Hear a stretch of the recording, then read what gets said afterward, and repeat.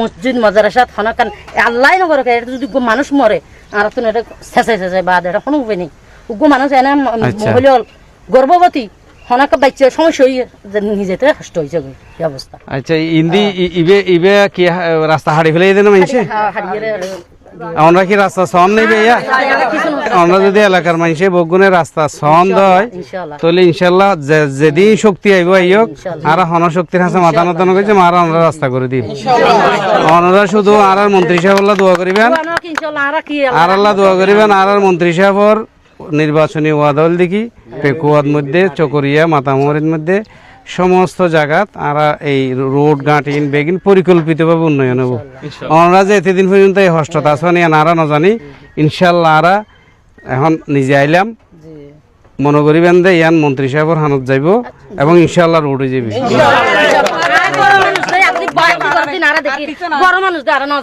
জি জি শুক্রিয়া আর সাহেব আল্লাহ দোয়া করিবেন সবসময় পানি যাইবার কোনো জায়গা নাই না স্কুল না ইয়ে স্কুল না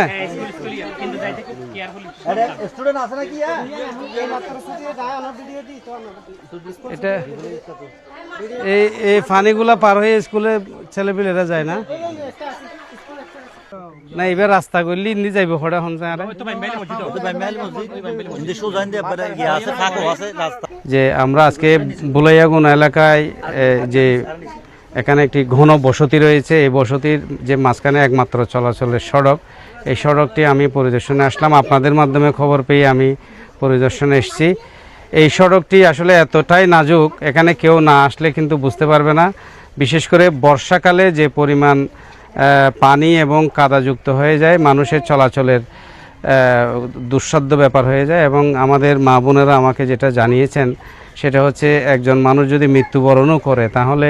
এখান দিয়ে লাশ বের করা খুব কষ্টসাধ্য হয়ে যায় বিশেষ করে এখানে একটি আমি প্রাথমিক বিদ্যালয় দেখলাম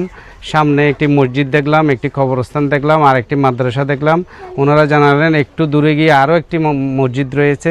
এতগুলো শিক্ষা প্রতিষ্ঠান এবং এতগুলো মানুষের চলাচলের একমাত্র পথ এতদিন ধরে যে উন্নয়নের বাইরে আছে সেটা আমাদের জানা ছিল না ইতিমধ্যে উনি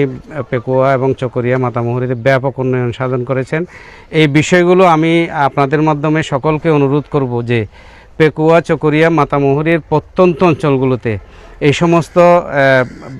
ভাঙাচোরা যেই সড়কগুলো রয়েছে যেগুলোর কারণে জনগণের দুর্ভোগ হচ্ছে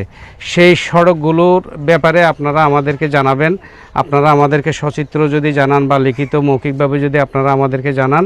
আমরা এই সড়কগুলো উন্নয়নের জন্য ব্যাপক কার্যক্রম হাতে নিতে পারবো এবং ইতিমধ্যে আপনারা জানেন যে আমাদের মাননীয় মন্ত্রী মহোদয় এ বিষয়ে ব্যাপক কর্মযজ্ঞ শুরু করেছেন ইনশাল্লাহ আমি আজকে এখানে এসে দেখে গেলাম মা বোনদের কথা শুনে গেলাম আমি এই সড়কটার বিষয়ে আমাদের মাননীয় মন্ত্রী মহোদয়কে আমি আজকে অবহিত করব এবং এই সড়কটি ইনশাল্লাহ আমরা দ্রুততম সময়ের মধ্যে বাস্তবায়ন করে আমাদের কচি কচি